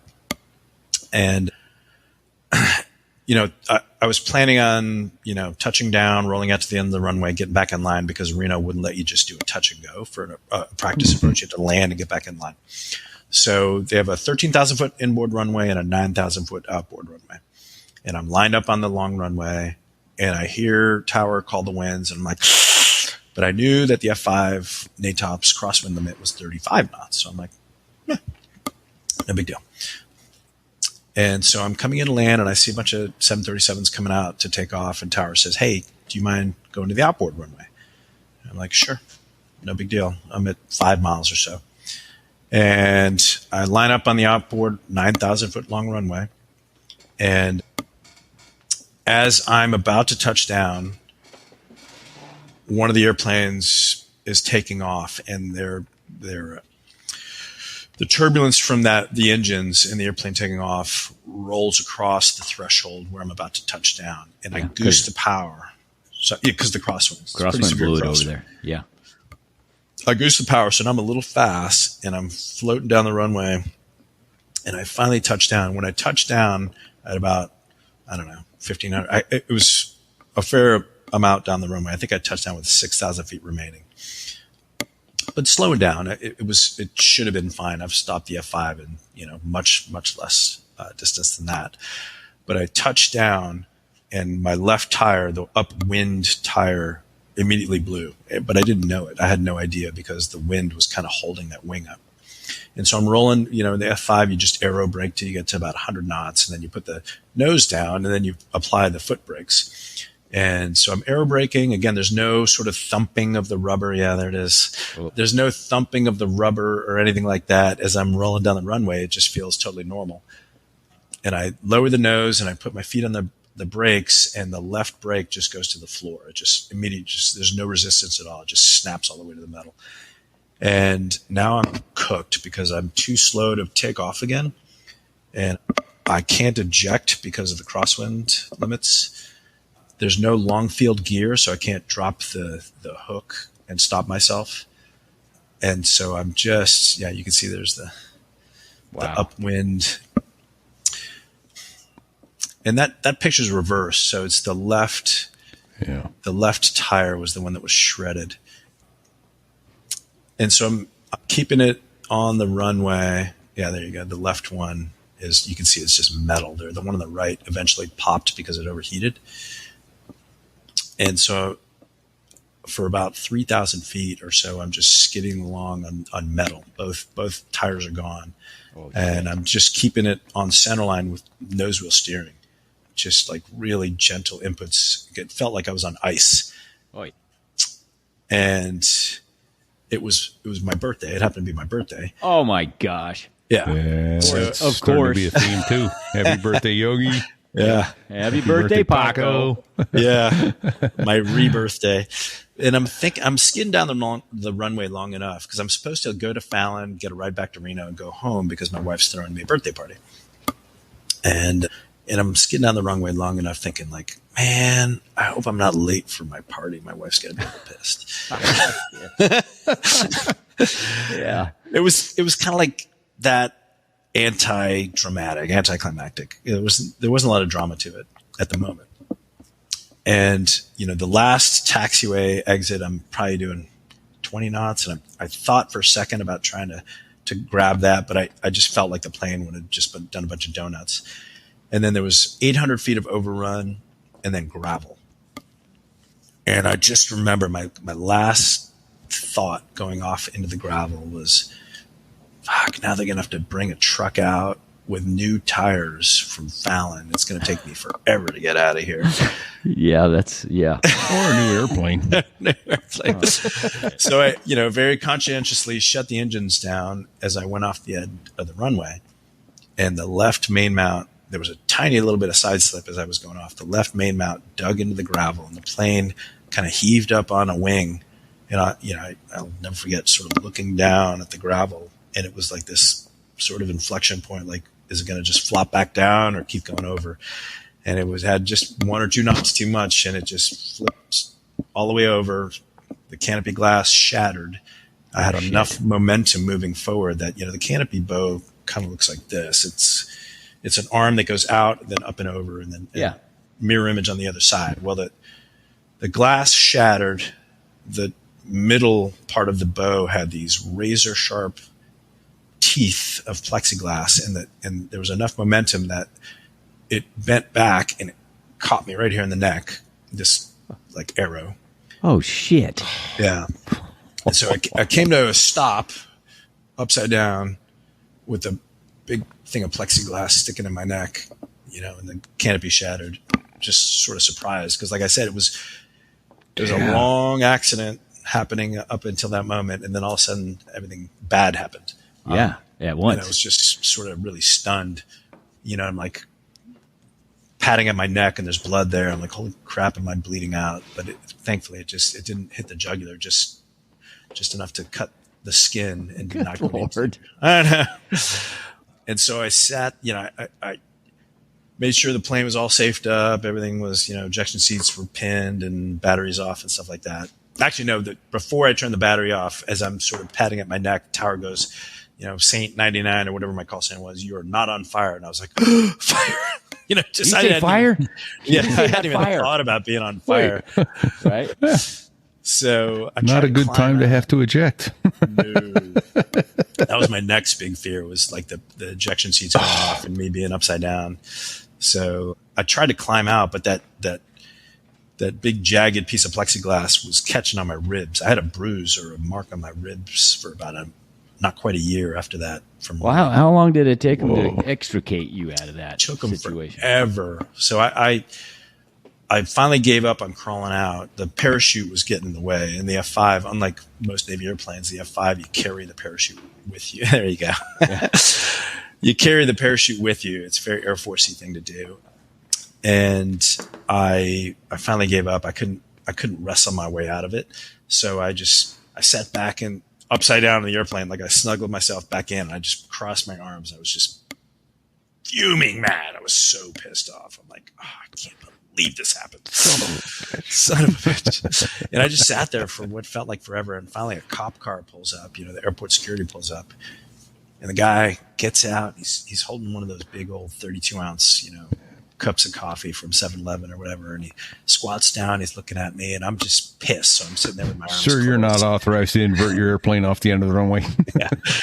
And he walks up to the cockpit, and he looks at me, and I'm like looking back, and he goes, I thought you were dead. It's the first thing he says. I'm like, well, I'm not. Can you get me out of this thing? So eventually they had to come out. The fire guys finished their barbecue and came out and got the jaws of life, and they had to snip the canopy bow, and then I squirmed out. And my flight bag was in the nose cone of the F5 on the left side, so the side that it was resting on, so I couldn't reach my cell phone.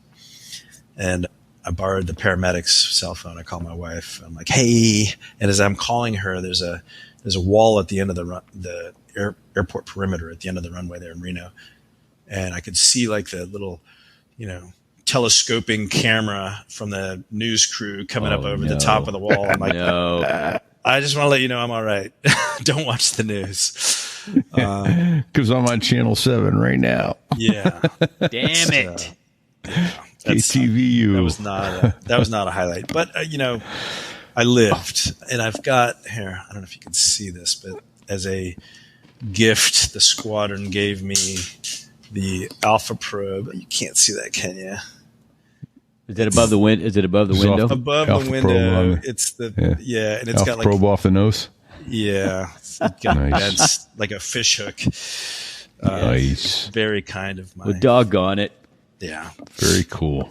Well, now listen, Paco. We've been at this for going on almost 2 hours, and Yeah. I don't want to wear you down too much. We probably ought to think about wrapping. Yeah, we should land this airplane and then I want to do a quick story about some BFM with Kemo, so you can really trash him in the after show. Sure. But first thing we want to do is thank you for your service. Oh yeah, absolutely. And you guys as well. Yeah, You made a movie, Speeding did. Angels. Yeah. And I actually went and perused it a little bit. So would you say it's more of a documentary? It is 100% a documentary. It's all real. There's nothing scripted about it. Yeah. In what year was that? What motivated you to do that? First of all, Well, I've got a little bit of a creative bent to me. I've written a book as well, a novel, a naval aviation novel. And I had written a screenplay like in the early 2000s to try to get made. And I got no traction on it, a naval aviation screenplay. So I was like, fuck it, I'm going to make my own movie. Screw them. So a friend of mine is a director, and I convinced her. She's a very normal, non-military loving San Francisco film director. And I'm like, do you want to make a movie about Navy fighter pilots? She's like, no, that sounds ridiculous. So I'm like, just come to Fallon with me. Just bring your camera and come to make Fallon. a movie about me. Exactly. Let's talk about me. And so she comes out to Fallon for a weekend. My skipper at the time, Buckethead, I don't know if you guys knew him. He's kind of a famous naval aviation dude. He's in the movie. He's a great guy, great American. He was like, absolutely, let's see what we can get. And, totally off the books. He's like, lets me bring the camera up in the airplane and, film a bunch of cool stuff. And Peyton, her name is Peyton, filmed a bunch of Navy dudes in the ready room, telling stories, shooting the shit, kind of like this. And she is smitten. She's smitten by everything. Like, Fallon is a kind of a crazy, cool looking place. The Saints were like, ninjas of dogfighting at the time, It was a skill that was more valued back then than it is now, really. And, the flying is flying. Flying is cool. Jets are cool. And so she jumps on board, and I raised a bunch of money from private investors and fought a multi-year battle with the Navy public affairs folks to get permission. They gave us permission right away to do all the documentary stuff, but to actually recreate dogfighting and put cameras in airplanes took 2 to 2.5 years to get permission for. I had to go to. I can't even imagine. Oh, dude, it literally. Did you have to go straight to the CNO for that shit? Not quite the CNO. It was the Air Boss, the 4-star. I had it, but it took 2 years just to see him. And once I finally did, it was a 15-minute interview.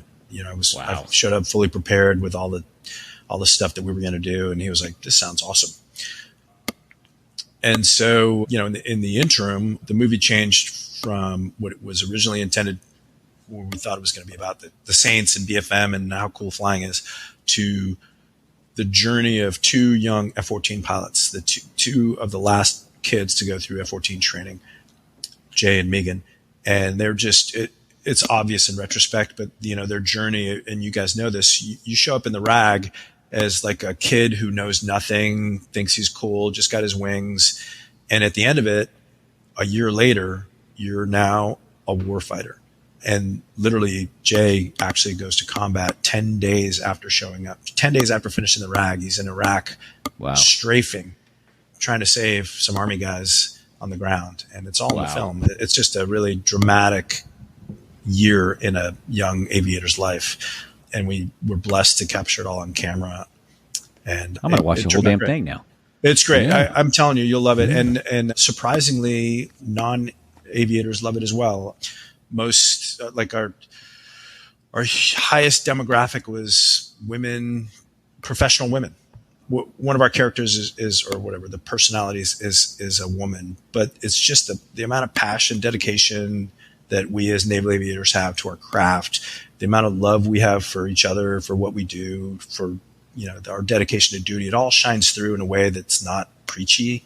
It's just very organic to the story. That sounds awesome, man. Yeah. And the drama, all the CQ stuff is in there. It's all great. We've got a lot of cool permission. We're the first, I think, the only independent film ever authorized by the Department of the Navy. That's pretty cool. What was the name of the book that you wrote? There it is. Lines of the Sky. I think I have a copy of it somewhere around here. There it is. That's it. Nice. That's awesome. That's a naval aviation thriller. It's like a awesome summer reader. Should be made into a movie. Nice. Yeah. Very cool. All right. Great. Well, there's not enough. I mean, there's more I want to hear, especially about how often you had the permanent parking spot behind Kemo. So, this is just a tease for we're going to have both you guys on and recount some of the the Saints, day-to-day buffoonery and so on and so forth, right? Absolutely. Thank you for all your stories, by the way. I anticipated a good interview, and boy, I was not disappointed. And unfortunately, I was like, man, we're at the 2-hour mark, and it happened so fast because when you're listening and talking and listening to great stories, time flies. It does. I'm blown away. I'm sorry about the technical problems at the beginning, but. Well, get your shit together because you're going to have to come back, and we can't deal with 30 minutes worth of bullshit, Paco. We got to have our shit wired right from the start. There you go. I'm totally pushing your buttons. Yeah. Hey, well, we got some other forgetting? thank yous we got to get out there, though, Fig. Okay. Thank you for all the veterans who served, and for all the families who helped them to serve, and for those on active duty. Yeah. We're deeply appreciative for all of those who continue to make our freedoms possible. So, absolutely, thank you. Yeah, big shout out to Dave Hamilton. Yeah, absolutely. Appreciate Dave for all he does for us. He also has the Mac Geek Gab, the Gig Gab, and the Business Brain. So 3 shows of his worth listening to.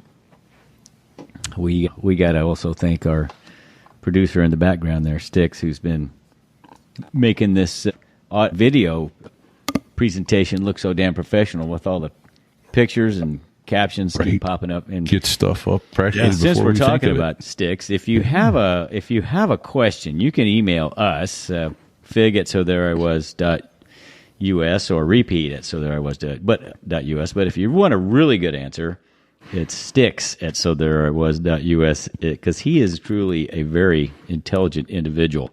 And hit him up. He's bored. Hit him up. Yeah, because he's got nothing to do in his spare time. Yeah. I can see him squirming in the background. Crap. Oh, yeah. Hey, we've got a Facebook page, too, facebook.com/sothereiwas.us, and Caesar's girlfriend modeled our bikini from the merch store, sothereiwas.us/merch. Fantastic. Yes. So, thank you. Thank you very much for that. She looks a lot like Caesar. that model. Yeah. I mean, she makes the bikini look a lot like that model in the picture. Right That's right. That's right. So, also, we have the glossary. So, there was the US/glossary. If you have some terms that we didn't cover in the glossary or we didn't talk about today, like MOA, military ops area, then, write us and tell us, and we'll get it in there for you. I think we covered a couple new terms as well. Underrun. Talked about 10-second go. I don't know if we've ever talked about that before, but I don't know that we have. Yeah. And we mentioned the Jamaican leg spreader again, but we really didn't get any finality. Maybe we'll talk about that in the post show. We'll have to reattack that. Yeah, exactly. We'll need Kemo for that. Thanks one. Also to Badass Brad Silcott. Thank you for all the pictures and the swag. aviationphotography.com. Cool swag. Thank you, sir, indeed. So, deeply appreciative of that. And then there's a couple people picking guitars, picking and grinning in the background there, Fig. Who's that? That's the Air Force F-16 pilots that make the Air Force sound good. That's the Dos Gringos. They do indeed. They do indeed. Well, this has been fun this week, folks. Sorry for all the technical stuff at the beginning, but we're up and done. Go to stereos.us/rate and give us a 5-star rating. Not 4, not 3. Give us a 2 or a 1. We're going to hunt you down. Don't do Paco it. after you with the Jamaican leg That's spreader. right. Whoa. Whoa. Oh, I can still hear you. make it happen. That's right. All right, everybody. Till next week, stay safe and check 6.